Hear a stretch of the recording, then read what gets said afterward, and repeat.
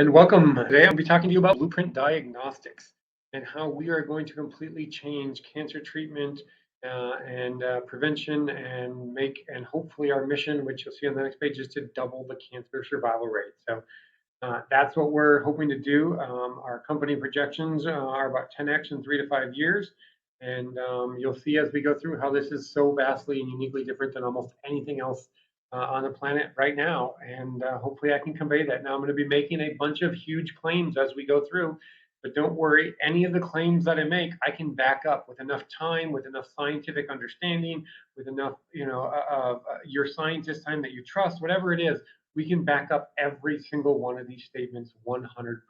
So I'll give you some data and some, pre-published links and different things of why it is. But if you really want a detailed understanding to really prove it to someone who's really, really scientifically minded and knowledgeable, we can do that. That is how true all of this is. So that being said, welcome, and let's go into what this is and how it's going to work. So what I realized is that if you want to make big money, you've got to solve big problems. And since our mission is doubling the cancer survival rate, that is a huge problem that we have in the world today and also in America. So you look at some of these other companies like Amazon, Google, Apple, Airbnb, and they have solved huge, huge problems. So they're making a ton of money. And we'll talk about Myriad a little bit later because they are really our biggest competitor, but not even really a competitor, but kind of. So we'll talk about them later, and they're $1 billion a year company. So that is the potential for what this company can do and how it works. So the elevator pitch is, to hopefully double cancer survival rate. We have a very good shot. We think that will happen. For the first time in history, we can predict which drugs will not work for which people. Nobody else on the planet can do that. We now can, and that's 100% accuracy. And for certain drugs, we can predict with high probability which drugs are likely to work for individual people. We don't know for sure, but high probability versus right now, nobody really knows. You got the FDA approval, and that's all you have to go on. Well, it worked for that percentage of people that got the FDA approval, but is it going to work for you? Yeah, nobody knows. Right?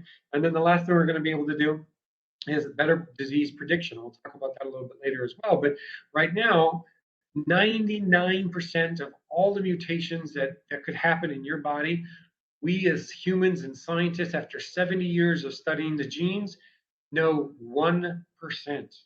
We only know 1% of those mutations and their functional effect in your body and your health. So you can go get your mutations measured with 23andMe or Tempest or any of those other companies. You can go get your mutations measured to see which mutations you actually have, right? An average of, a handful of 4 or 5 or, 8 or whatever per gene. You can go see which ones are mutated, but 99% chance, nobody knows what that mutation is going to do for you or to you or disease for you, right? And for the first time, we can measure 100% of a gene. So now when you go get your mutations measured from any other company that does it, we can tell you precisely what that mutation means for you because we now have the data. We can measure it in mass in a way that nobody else can. So now what does that mean for prediction of rare diseases and disease prediction? Huge, because we'll know 100% of it.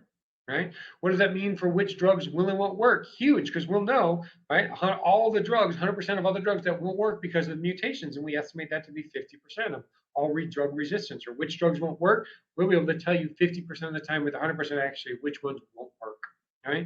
And that's what this companion diagnostics is telling you that. That's the thing that the FDA and the industry has come up with. So if you don't know it, no big deal, but that's all it is. That's what companion diagnostics means.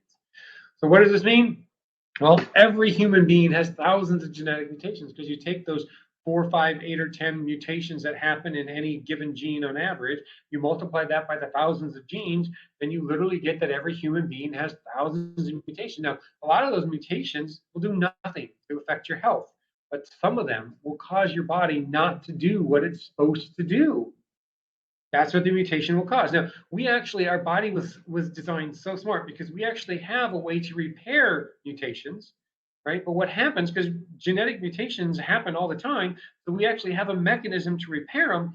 The problem is that repair mechanism sometimes breaks down.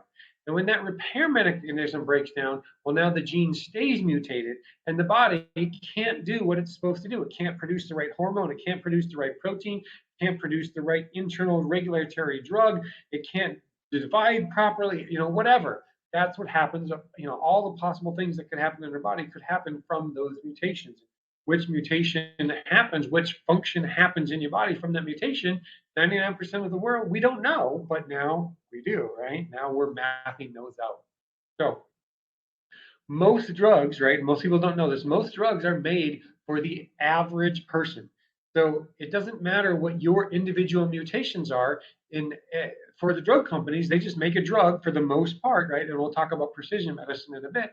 For the most part, they just make drugs that are supposed to work for everyone. And if you have a specific mutation that it won't work for you, oh well, too bad. And which of those people won't work for? Nobody knows. Too bad, right? And it's like a suit. Sure, for some people, they'll be able to go out and buy a suit or a dress or whatever off the rack, and it'll fit just fine because they have an average, normal, run-of-the-mill body.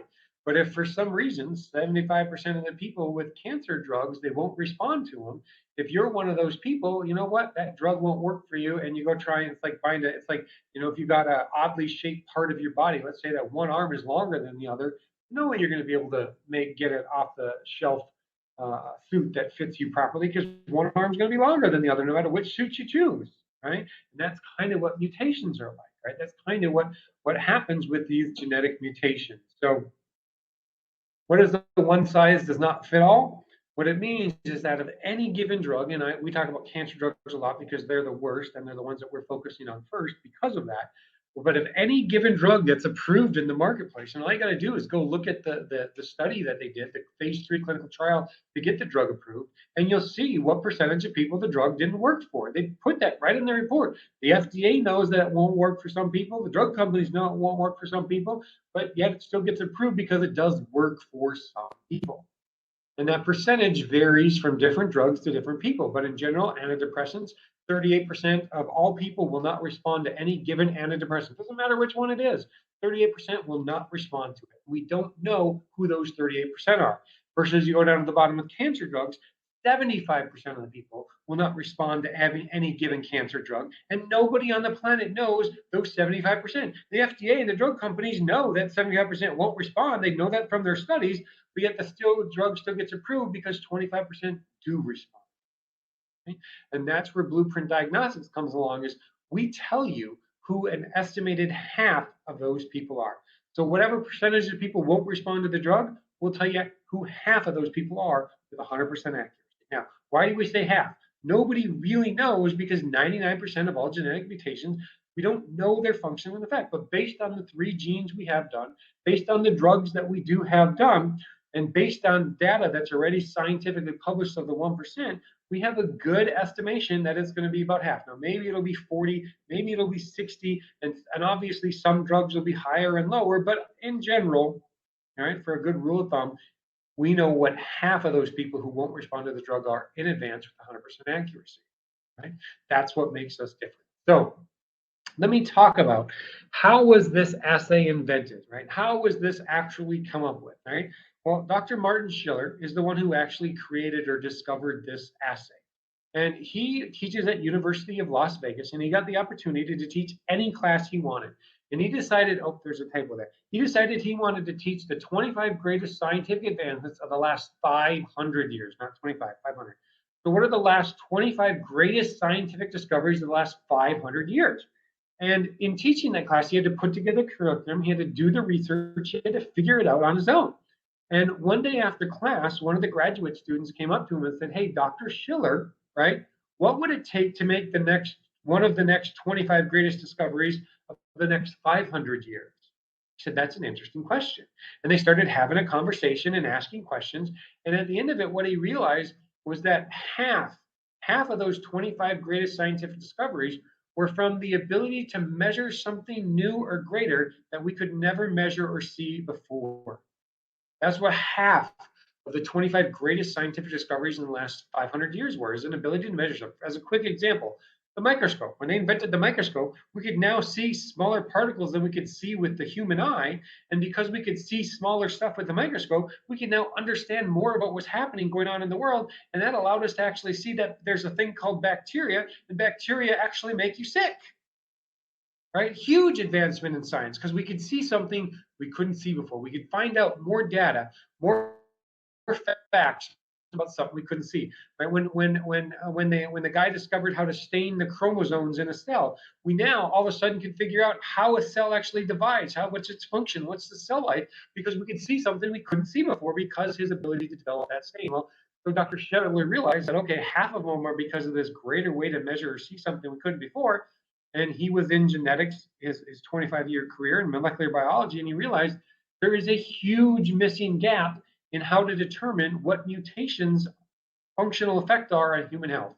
So when there's a specific mutation in the cell, what's its functional effect? Nobody knows, less than 1%. 70 years, the whole planet, we've been trying to figure out what these mutations do. We know less than 1% as an entire planet. And a large portion of that 1% is not even causative data, it's correlated data. Now, if you don't understand the difference, don't worry about it. It just means that it's not as reliable because it's correlative data, right? And Dr. Schiller's assay that he discovered now, which can measure hundreds of millions of data points, sometimes a billion data points, right? It's 100 to 1,000 plus times better than any other assay on the market. He can now measure what these mutations will do and their functional effect on the human cell. And he can measure it with and without drugs, and we'll get into the importance of that later. But it is a huge breakthrough in the ability to measure and see data and gather data that we've never been able to gather before. Now, let me make a statement, and that's this next slide, of how absolutely powerful this is. Actually, it's not. Let me go back.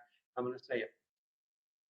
Right? What this assay that he calls the Giga assay, what this assay can measure in a scale, to put it in perspective and scale, how different this is that Helogenics, which is the parent company of Blueprint Diagnostics, now has more measured data on the functional effect of mutations and human health than the rest of the world combined, and they have had a 70-year head start. So in literally a couple years of him running this company, Helogenics, the parent company, in a couple years, he has produced more measured data on the functional effects of mutations in human health than the rest of the world combined, with a 70-year head start.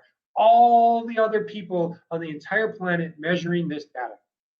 That is how profoundly different this is compared to every other assay on the planet, right? So it is a huge deal. So what does that mean for cancer care, cancer treatment, cancer prediction, disease prediction? Well, and the old way is 75% chance that the drug won't work. Well, now we had 100% accurate prediction of which drugs won't work, right? We have a high probability factor of which drugs will work. No one else can do that. No one. Right now, it literally is random. What's the newest drug? What drug do I like? What drug am I getting the biggest kickback from? What drug, it worked for my last patient? It's so random in how they pick cancer drugs, but now they will actually know for the first time. Now, and it's just not just cancer drugs. We can do this with any drug, any disease, but we're focusing on cancer drugs first. In 7 to 10 years, we'll have most every drug mapped out that's approved with most diseases, at least the major ones that are affecting a lot of people. So the old way is very generic. The new way is customized to the individual person. The old way is no prediction ability for no prediction ability for who will get diseases based on their mutations, at least very little, 1%, right?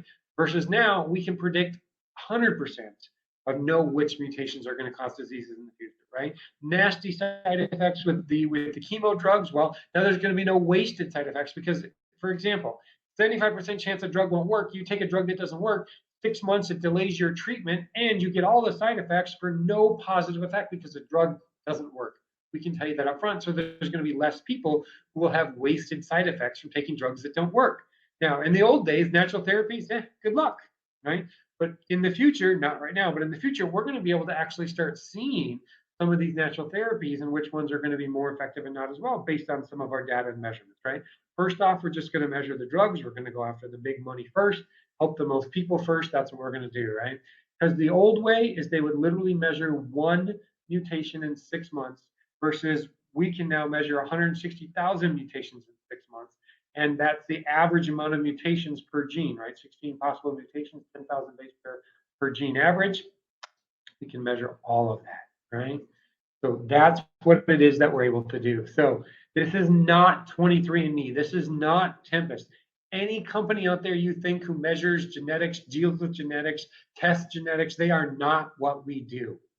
They are a company that tells you which mutations individually you have. You as an individual will have 4 to 5 mutations per gene on average, right? And they will measure those which mutations are mutated from the average, and they'll tell you which ones they are. And if there's a 99% chance that whatever mutations they measure, they will have no idea what they do for you, how they affect you or impact you or your health.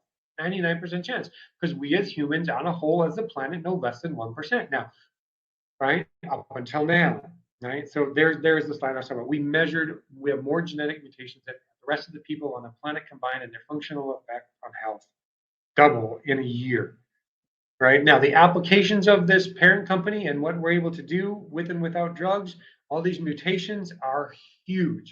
If you want, go research helogenics. They've got a lot of videos and pitch decks. They're looking for a $5 to $10 million raise right now in the form of a convertible note. So if you want, you can go check them out. But this is Blueprint Diagnostics, and we're talking about Blueprint Diagnostics. So we've been playing a game of Russian roulette right now with almost all the barrels loaded, right? 3 out of 4 of the barrels. And that's what we've been doing with cancer treatments up until now. So what does that mean? That means that you take any cancer drug, there's a 3 in 4 chance it won't work. You get all the nasty side effects of the chemo drugs with none of the benefit, and you'll be delaying your cancer treatment by 6 months. And in 6 months, your cancer will be worse because the drug you were taking had 0 benefit. And that will happen 75% of the time. People don't tell us that. Our doctors don't tell us that. Nobody advertises that because there's nothing that anyone can do about it up until now. Up until now, we can finally do something about that, right? So cancer is the second leading cause of death in America and probably most places around the world. But those are just stats from America, right? So how is it that we're able to do this, that no one else in the world can do this, is because of this giga-assay that Marty measured, that Marty came up with. He invented, discovered, figured out, whatever you want to call it, patent pending, right? So 70 years, 1 mutation out of 160,000 possible in 6 months, repeat. That's what they've been doing, right? And we got 1% of knowledge about the genes of the 99% that there is out there, right? So what is it that makes this difference? Is Marty does the same thing. He has figured out how to do that 1 mutation, figure out 6 months later what it is, but rather than doing 1 mutation in a petri dish, he can do all 160,000. Because what he's figured out to do, one of the things that he's figured out how to do that nobody else can do, is he can literally barcode each individual cell and measure the mutation and the functional effect of that individual cell of that 1 mutation. And since it's barcoded, and he can read it with this super big fluoroscopy reading microscope, I don't know the name, machine later, because we can now figure out which cell it is. We can also, and everybody can read the functional effect. That's not new, but we can know, and they can do it with 60 different things. What's new is we can read it on an individual cellular level. Up until now, right? So 100 years ago, they measured whole, the body. Give this drug, see what happened in the body. Then they figured out they could do it with tissues, and then they figured out that they could do it with organs, and then tissues, and then now they do it with cells. But what they do is they do it with a bunch of individual cells, and they don't ever measure the individual cells response. They measure the group of cells response. So the signal average in scientific terms is, what is the signal average of all these cells? What's the average output of all these cells? That's what everybody else measures now. Because he can barcode it, he figured out how to measure an individual cell, an actual individual molecule and its output. So now what he does with that is he's able to now read it. This is this little blue chart you see on the bottom, right? So down the left-hand side, this represents all the possible mutations. Across the top represents all the possible base pairs of a gene. And so technically, this scale here of rows and columns goes out to the right of the screen. At the average gene, 10,000 places. 10,000 places. This will go out to the right. Right here, there's only like a couple hundred, right? But so that's why 10,000 places times 16 possible mutations gives you 160,000 possible mutations per gene, and we know 1% of them, 1% until now. So now what Marty's able to do is he's able to take, and you can order from Jackson Laboratories or any other place, you can order all these individual mutations from any company.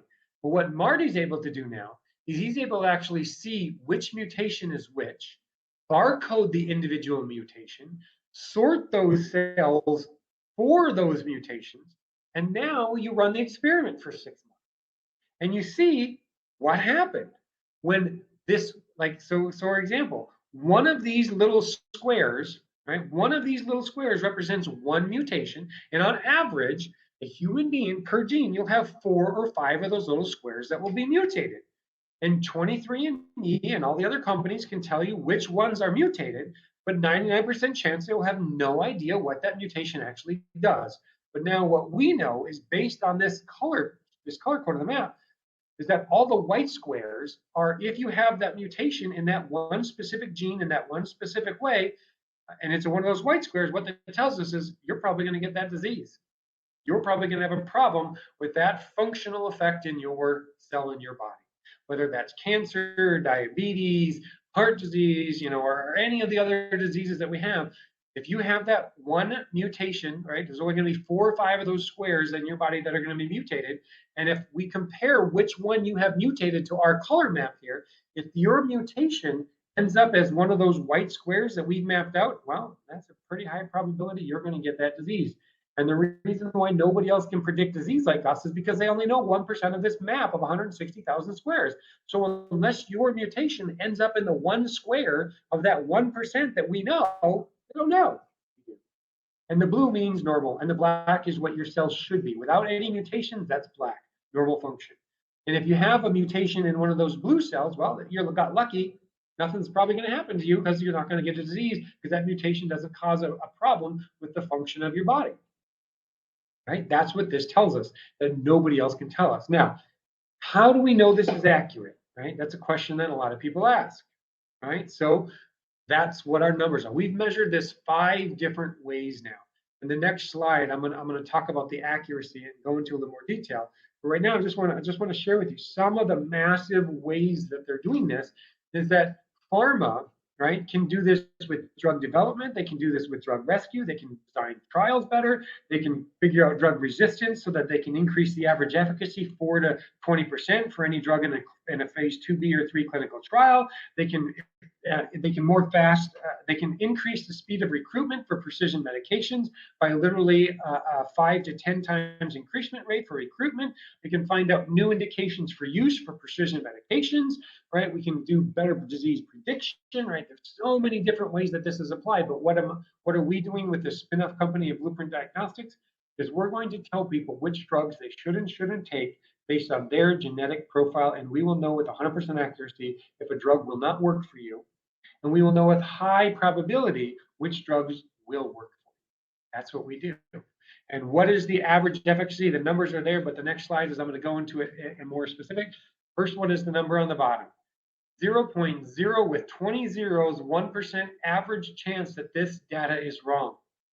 Because we measure it in over 100 cells per individual mutation. So we're literally, not only are we able to measure 160,000 mutations in one cell in 6 months versus the rest of the world, they can only do one.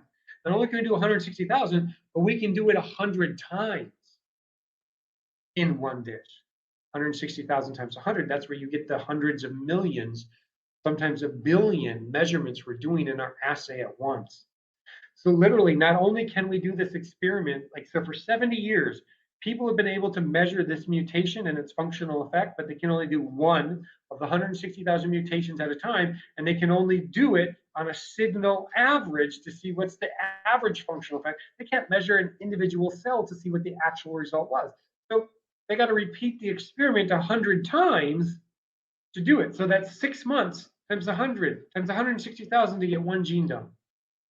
Marty's been able to figure out how to do 100 individual reads per mutated cell, all 160,000 on average at a time, and read them. And that's why our average chance that this data is wrong is 0.0 times 20 zeros, 1%.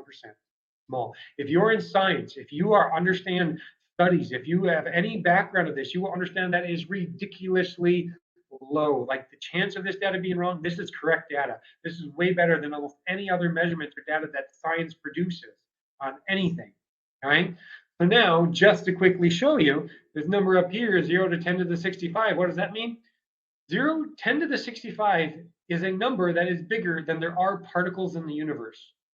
Particles in the entire universe. So let's just look at grains of sand on the planet Earth, right? That is a insignificantly small number compared to particles in the universe. And the chance of some of our data being wrong is 0 times 10 to the 65. So 0 and more zeros than there are particles in the entire universe, 1% chance that some of our data is wrong, and we know which ones those are. That means it's not wrong. That is how accurate this is.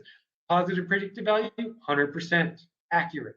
Remember, we've measured this out 5 different scientific ways. I'm not going to go into them. If you want to, there's a preprint publication. I'm going to put up the link to it later. You can go read the 5 different ways that we did it and see the actual numbers and results of how we did it. But it is scientifically valid data. Right? Now, you look here at this one, accuracy of 94%. Well, why is it 94%? Because there is one way that we compared our data, and we compared our data to the known 1% correlative data, right? Correlative data, again, means not causative. It means that enough people have this mutation and this disease that's now correlated, and we're going to say this mutation causes this disease. But the problem is there's something in genetics called epigenetics. So that if you have one mutation, you're going to have an effect. But if you have a second mutation, it's a chance that you might have a totally different effect. Even though that one original mutation is present, the second mutation that not everybody has causes a different functional effect. It can cancel it out, or even though that first mutation didn't cause a disease, with the second mutation, it actually will now. That's called epigenetics. If you don't understand it, don't worry. The problem is that with correlative data, nobody has been able to measure epigenetics with almost anything up until now. No one. We got 0 data on epigenetics really on the planet Earth. When I say that, a little bit tongue in cheek, but I'm not going to get too scientific, but essentially 0. We can now measure epigenetics.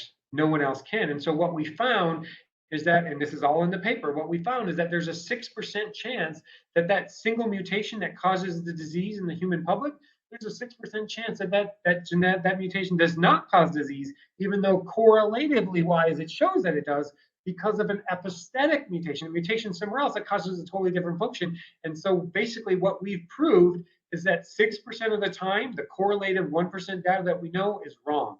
So yes, technically our data is only 94% accurate compared to the correlative data, but we've discovered that that correlative data is wrong 6% of the time.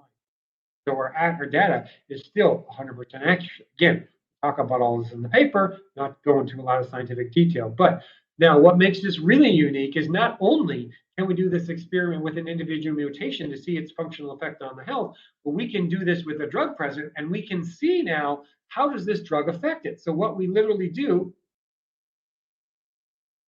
now let's go back. I'm not going to go into that.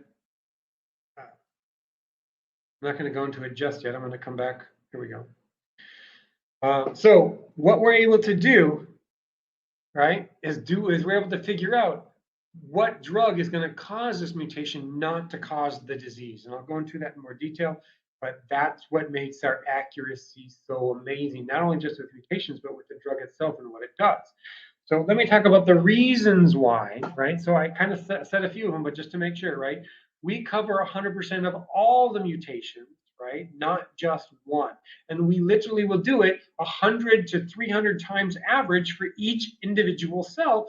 And we do that with a 2% standard of deviation average. Now, if you know science, don't worry, that makes a lot of sense and you're highly impressed. But if you're not, just realize that scientists are super impressed by those numbers, right? So that's why we're able to do hundreds of millions. And we can test this with 60 different functions. That means that any assay that's ever been invented to figure out what happens in a human being and how to measure that, if it's already been invented, we can do the same thing. We can put that into our test to see what actually happens. And that's why we can do this with so many different functions, so many different drugs, so many different problems. And we've actually figured out one additional assay, one additional thing that we can measure that nobody else on the planet has been able to measure. We've actually created that assay. So this is a super, super, super powerful assay. And this is the reasons why it's so powerful on a general scale. So now, how does that work with diagnostics and which drugs you should or shouldn't take? Here's how it works, right? Is that certain people, 75% for any one given drug, will not respond to a given drug. And there's 3 different drugs out there on the market right now that 90% of the people take for HER2 positive cancer, most common cancer on the planet, right? So how this works is that the yellow people won't respond to drug 1 because their mutations won't allow the drug to bind. And so if the drug can't bind, you can't get the effect, 100% accuracy, right? 75% of the people will not respond to drug 2, they're in red. 75% of the people will not respond to drug 3, they're in blue. And nobody knows who those people are. So right now, people just randomly prescribe the drug. Good luck. Hope it didn't work. Hope it worked. If it didn't work after 6 months, let's try another one if you're still alive. Literally how they do it. Crazy and ridiculous. The reason why they do that is because nobody else on the planet knows this data until now. We do. We now know this data. So now you can figure out which people are yellow, red, and blue. You go to 23andMe or Tempest or any place, right? You can find out which mutations you have. You now compare those mutations to our data, and now we can tell you which drug won't work for you based on your mutations. So you see over there on the right, that all these people respond to drug 1, all these people respond to drug 2, and all these people respond to drug 3. And now what's going to happen to the cancer survival rate if the first go around, the first time, 100, actually it won't be 100% because 50% of the people is all we can predict. But anyway, not to get too scientifically, what's going to happen when a large number of people who don't respond took a drug that they weren't ever going to respond to, got all the side effects, prolonged their care, now take the right drug, and guess what? They're much more likely going to respond. That's about probability. We can give a high probability of which of the other drugs will work. And we really believe that our mission will be accomplished and we will double the cancer survival rate. Again, we don't know for sure now, but we think pretty sure that we're going to. So that's what it is that we're able to do. Not only predict which drugs will and won't work, not only predict which drugs will probably work, but we can predict for clinical trials which people are going to be resistant, so it increased efficacy, improved drug, right? Not going to go into all that, but at the very end, we can also better disease prediction because we will know which of those blue squares. Now, just to give you a little preview about helogenics and the parent company, because it's so powerful. Now, not only this exact same data I've been talking about this entire time for Blueprint Diagnostics can be applied to post-approval drugs and which drug you should take as a patient who's actually diagnosed with cancer, but it also directly applies to drug companies trying to get new drugs approved. Because again, 75%, depending on which drug they're doing, 38% on some of the other drugs, right? Those red people, they just won't respond. They just won't. Nobody knows who until now. So now we tell the drug companies who those people are in advance. They put them in another trial arm, you see over here. And now what happens is all these people in the original trial, this is the original trial right here on the left, the original clinical trial, right? What this is you're going to get a bunch of people who got 0 results from the drug. You have to average in those zeros to your overall efficacy. And if you get 6 people with 0 results, it's going to bring your average efficacy down. But now over here on the right, you get 0 people in this group. There's no zeros to average in. Your average efficacy goes up. So now in phase 2B and 3 clinical trials, we can actually tell drug companies, right, which people those are so they can raise their average efficacy. And we have again, educated guessed out 4 to 20% increase in efficacy in a trial just by doing this.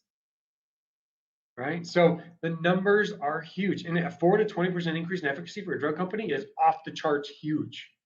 Right? It means that the drug's probably going to get approved. Now, precision medicine, I talked about this earlier. For the most part, what do most drugs do? Well, most drugs are approved for everybody in general, and they just don't work for some of them. But what's happened in the last 10 years with genetic mapping, lots of people getting their genes mapped out, a lot of people knowing what diseases they got, through correlative data, we've been able to figure out that, hey, there's certain mutations that probably definitely cause certain diseases. So if we make a medication that's going to treat that individual mutation in that disease, it can help that person. And this is what they call precision medicine. 46% of all recent approvals are actually getting approved for this very specific thing. So what does this mean in relationship to us? Well, now we go back to this charting. And remember, this is a chart of the functional effect of any mutation you might get in your body and what it will do to disease. And you as a human being will only have 4 or 5 or 8 of these mutations per gene. That's it, right? So what you do is you go to 23andMe and you get tested and you find out that you've got these 4 or 5 mutations. And now you come to us, Blueprint Diagnostics, we compare it against this map that you see right here, right? And if any of your mutations that you have are white, that match up with this white square, that means you're probably going to get that disease. And if any of the mutations you have match up with these blue squares, you probably won't get the disease. Now, good news is 160,000 possible mutations, right? Good news is there's only about 300 that generally cause disease in any given gene. So that means if you only have 4 or 5 mutations, the odds of you getting the disease from a mutation is not very high. But if you have one of those 4 or 5 mutations in one of these 100 to 300 white squares, if that mutation matches up with this mutation that we've mapped out, this white is telling us the functional effect of that mutation means it's going to lead to disease. That's what it tells us. So what that means with precision medicine is that this little white square here, right? The little white square here, they know through correlative data, 10,000 people get the disease, 10,000 people got their genetic genes tested, and that little square was one that was mutated for them in their specific cells. And since it mapped out on our maps as white, it tells us that, you know what, it's going to be disease. But they found that 10,000 people have that individual mutation, and the 10,000 people got that disease. So correlatively, they now know that, hey, if you have this individual mutation right there in that one little square, and we know 10,000 people also got this disease, let's make a drug for that individual mutation. And guess what? Now we can treat that individual mutation pretty successfully. And precision medicine is highly successful when they do it. But the problem is nobody knows. Remember, this little map that you see here, 99% of this is blank. Nobody knows what 99% of those squares do. Nobody. We now know. So they know correlatively one square, but now we come along with precision medication. And any precision medicine that's already approved, we can go to the drug company and we can double their market share, double the number of people who will benefit from the precision medication, because anybody with this white square that matches up with the original one white square that we know, all of those white squares can be helped by that drug. Not all, but almost all, right? They're all eligible for that drug because now it's the same mutation that causing the same disease. And now we come along and we do this exact same experiment now with that precision medication. And now what'll happen is with that precision medication, we estimate, we don't know for sure yet because we haven't actually done this in a clinical trial, but based on, again, best guesses, 90% of these white squares will turn blue with precision medication.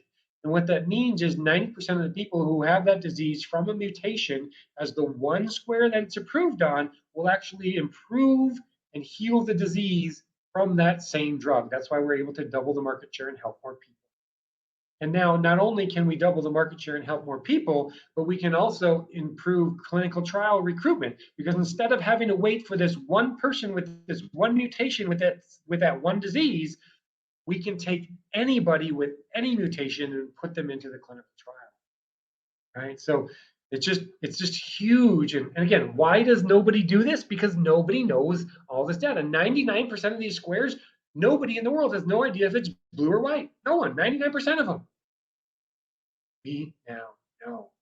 And so that's the same way to do it. So not only can we do this with precision medication, but we can do this with any drug that's been approved by the FDA. We put it into the experiment, and we can tell you that when this white square stays white with any drug, it means you will not see benefit to that drug. 100% accuracy. Now, if this white square turns blue with the drug, odds are that even if you have that mutation, you still will see benefit. Now, again, our positive predictive value is 100%, meaning that we know which drug won't work for 100% certainty. But just because the square turns blue doesn't mean it's actually going to work for you. It just means probability-wise, it probably will work for you. And that's what we're able to do. That's why we're able to do this with any drug, with any gene, with any disease based around proteins. So what is the business model? What will we be doing? Well, the first thing we're going to do is we're going to do what I've been doing for 17 years. We're going to do online marketing to go find all these people who have HER2 positive cancer, prescribe one of these 3 drugs, and get them to buy this test. So they now will probably, and again, we won't know until we actually do the retrospective study and complete it, but probably they're going to double their cancer survival rate by doing this $1,000 test. And if you think about it, imagine yourself, imagine you got cancer and the doctor told you there's 3 drugs you could take. And imagine that there's a 75% chance, and you didn't know this, nobody told you this, but now we tell you this because we get to you and we tell you there's a 75% chance any one of those drugs won't work. And we can tell you with 100% accuracy if one of them won't work. Would you spend $1,000 to find that out of your own pocket? Of course you would. So would everyone else. Their only job is to get to those people to give them that message, and they will spend it. Now, obviously, another aspect of our business model is genetic testing for prediction of disease, because we know 100% of the map, which squares are white and blue. We compare your 4 or 5 mutations to this 160,000 square grid, and if any of your mutations land in those white squares, you're going to get the disease. And nobody else on the planet knows 99% of those squares, only we do. We know 100% of them. Right? Now, eventually, we're also going to try and get insurance companies to pay for this. On average, insurance companies pay $100,000 for a 6-month round of cancer drugs, 100 grand. That's what they pay. And we're going to tell the insurance company, hey, for $1,000, we're going to take that $100,000 investment that failed 75% of the time. For $1,000, we're going to save you $100,000 75% of the time, meaning that for $1,750, for every $1,750 you spend with us as an insurance company, we're going to save you $100,000. One insurance company ain't going to do that. We got to prove it to them. We got to show it to them, right? That's our goal. That's our plan. But now when insurance companies start paying for this, whenever you get this cancer, insurance company pays for this test. Guess what? Now we're in the money, right? We're also going to try and get oncologists and genetic counselors and doctors to pay to get their patients to do these tests. Because if you're a doctor and you're treating cancer and you already know that there's a chance these drugs won't work and you don't know which ones why, but now there's a test you can have your patient take to find out why, trust me, you're going to tell your patients to do it, right? So that's our business model. That's how we're going to make sales. That's what we're going to do. Now, I want to compare us to Myriad. Right? Myriad is our biggest competitor, and they generate $300 million a year from disease prediction off of one gene, the BRCA gene, the breast cancer gene. So if you've ever gone and got the BRCA gene tested to see if you're going to get breast cancer, you've either done it through Myriad directly or through one of the people who resells their data. So that's how they make $300 million a year. And getting people to go in for a breast cancer test, a BRCA gene, and they do $300 million a year. That's what they do. And that's one gene, right? One gene. Our closest and really only competitor. Now, 23andMe and Tempest and all these other companies, they go to databases like ClinVar and Civic and all these, and they compound all these databases that are correlative data that is less than 1% about the human genome in general. And you go and anybody can measure which genes are mutated and how they're mutated, right? But then what they do is they compare it against this 1% known database. And if your mutation happens to be in the 1% that they know, great, they can tell you something. But if it's not, they don't tell you anything, right? Because they don't know, right? Enrichment assays and maze, they're just not the same thing at all, right? Again, you're scientists, you deal with molecular biology and genetics. We can go in and explain more detail why, but to keep it simple for now, it's not, right? We'll go into Myriad on the next slide here, but it's just not the same thing. And ClinVar and all these other databases, they're 1%. They're 1%. Now, why do I talk about Myriad? Because Myriad is different than most of the other companies. What they've been doing for the last 25 years, oh, sorry, that's a typo. 25 years they've been mapping out the BRCA gene, and we estimate they spent $100 million in 25 years. Why? Because like I said earlier, they're doing one mutation for 6 months. They have to repeat it multiple times to see if their data is accurate, and they have to do it with all 160,000 mutations multiple times to see if it's accurate. So 25 years, $100 million we estimate that they've spent, and they've got 75% of one gene of the BRCA gene mapped out. Nobody else on the planet has that. That's why everybody who gets their BRCA gene tested predict breast cancer in the future. They almost always go through Myriad because they've got way more data than everyone else on the planet combined on the BRCA gene because they've been doing it for 25 years and spent so much money. Well, guess what? Blueprint comes along. We can do it in 6 months. We can map out the entire gene. We can do it for low 7 figures, get 100% gene coverage. And not only can we do the actual gene prediction of the gene, but we can throw in drugs with or without it. It's going to take a little bit more than 6 months. And we can actually see which drugs will or won't treat those mutations of those individual specific people. And everybody else on the planet, 0 double mutations can they measure. We have multiple, double, and triple mutants that we've measured, again, all in our preprint publication paper, right? So Myriad does $300 million a year on their BRCA1 predictions only, just the BRCA1 prediction test, and they do over $1 billion a year as a company. So you tell me, what do you think Blueprint Diagnostics is going to be worth in 3 or 5 or 10 years? Right? So we're predicting that the value of the company coming up here we'll talk about is going to be about 10x of what the initial value is right now. So, and you'll see that's a very, very low conservative number in my personal opinion. So, one of the things I like to talk about here is that the American College of Medical Genetics in July recently changed their guidelines. For 20 years, the gold standard used to be correlative data, right? How many people have this mutation? How many people have that disease? That's the gold standard for disease prediction with mutations. And in July, it's like we paid the American College of Medical Genetics a bunch of money. We didn't. They don't even know we exist. But they changed their guidelines to be what is the new gold standard for genetics and the functional effect on the human body is the exact way that we're testing. Is that when you measure experimentally an individual mutation enough times to get a high p-value, right, to get a high positive predictive value, to get low standard deviation, when that is measured enough times, that is the new gold standard for mutations and their functional effect, not correlated data. They just changed it in July. And what do we do at Helogenics?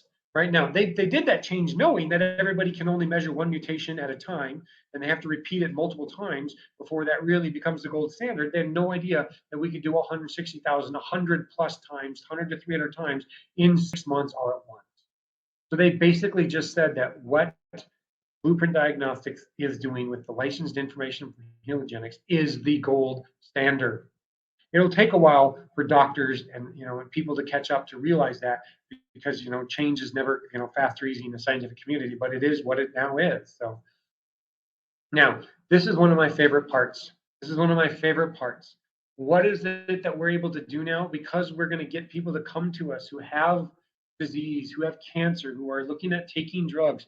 Now, what are we going to be able to do? We're going to be able to promote natural cancer treatment and prevention, because we will have income and money to do that. Once we get the people to give us their name and email address, either buying the test or getting on our lists for more information before they buy the test, we can now market to them because we've already paid, because we know on the back end, we're going to get some of those people to pay for $1,000 test. It's going to happen.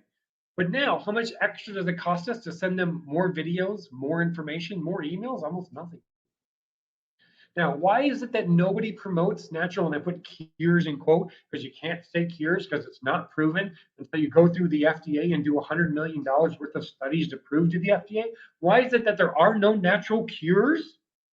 Because there's no profit in it, because you can't patent a natural cure.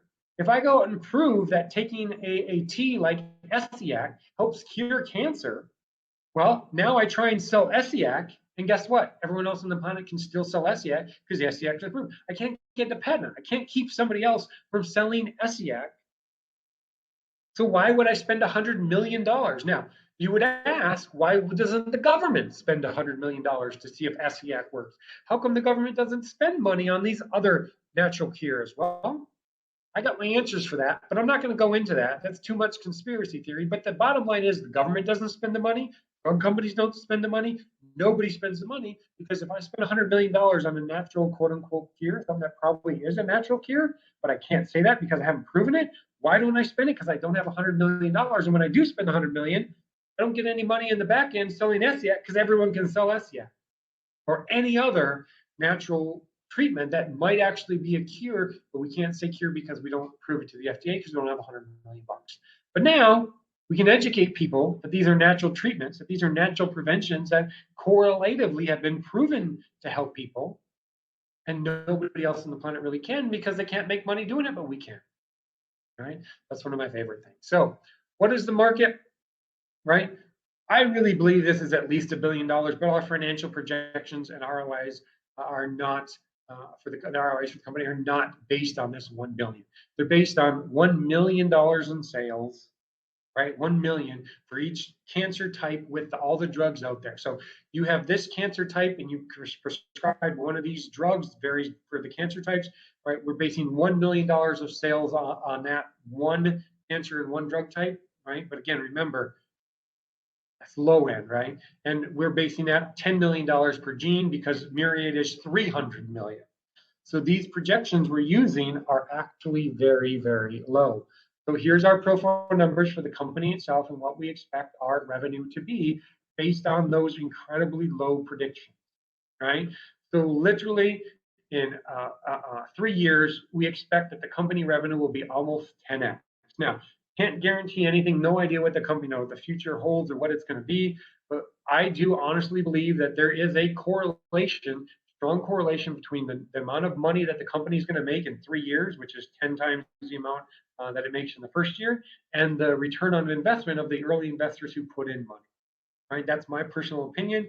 And again, if you see here from our low projections, we are expecting a 10x increase in revenue in 3 to 4 years for the company itself. So, again, that's based off of what? Based off of small numbers. Again, 10 million per gene prediction. Myriad does 300 million a year off of one gene. So what could these numbers really be? Who knows? But those are my predictions. That's what I think is going to happen. So why do I think this is going to work? Well, because in 6 months, we're going to get an FDA approval because companion diagnostics are much easier to get approvals for than an actual drug. We're not approving any drug. We're approving the test that distinguishes between which drug an individual person should take. Right? We're doing that with a retrospective study, and we expect that retrospective study is going to show a doubling of cancer survival rate. Now, even if it only shows a 1% increase in cancer survival rate, the FDA is going to improve it. Right? We know in our sleep we're going to be able to show a 1% increase in cancer survival rate. Because 75% of the time the drug doesn't work, well, 1/3 of that time, half of that 75%, 1/3 of that time, we're going to know that it didn't work in advance. So probably at least if the drugs are even half effective, we're going to have a 15% increase in cancer survival rate at the very low end. But could it be much higher? We think so. We think it will be.